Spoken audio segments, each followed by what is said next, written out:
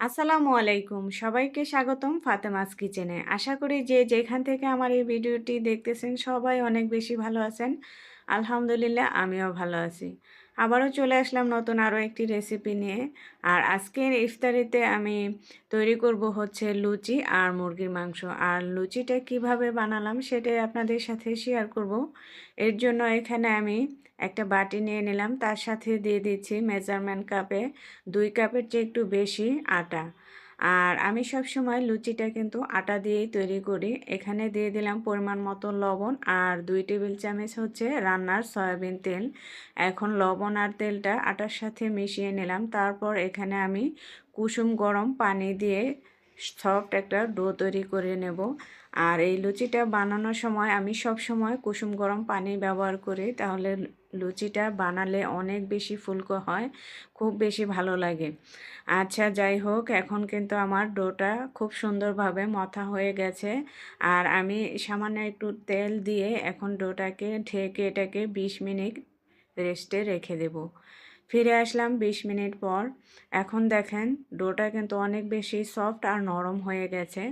এখন এখান থেকে আমি ছোট ছোট করে লেচি কেটে নেব। তারপর এখান থেকে আমি ছোট ছোট লেচি নিয়ে লুচিগুলো বানিয়ে নেব। আর লুচি আমি সব সময় আটা দিয়ে বানিয়ে থাকি রুটির মতো করে।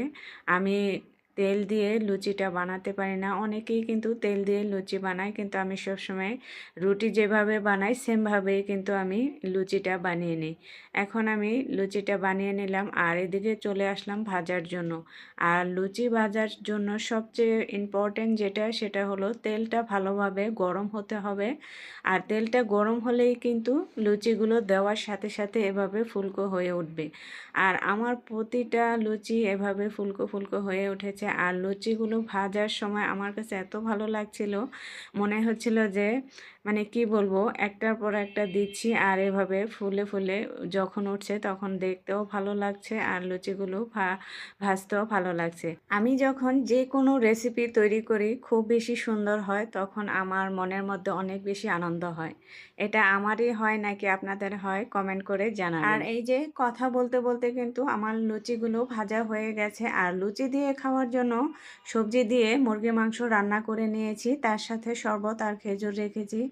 যেহেতু লুচিটা একটু ভারী খাবার, সেই জন্য আর অন্য কোনো আইটেম আজকে করে নিই, কারণ লুচি খাওয়ার পর আর অন্য কোনো কিছু খাওয়া হবে না, সেই জন্য আজকে শুধু লুচিটাই রেখেছি। যাই হোক, আজকে আমার এই লুচি তৈরির রেসিপিটি আপনাদের কেমন লেগেছে অবশ্যই কমেন্ট করে জানাবেন। আর আজকে এই পর্যন্তই, আবারও চলে আসব নতুন কোনো রেসিপি নিয়ে। সেই পর্যন্ত সবাই ভালো থাকবেন, সুস্থ থাকবেন। আল্লাহ হাফেজ।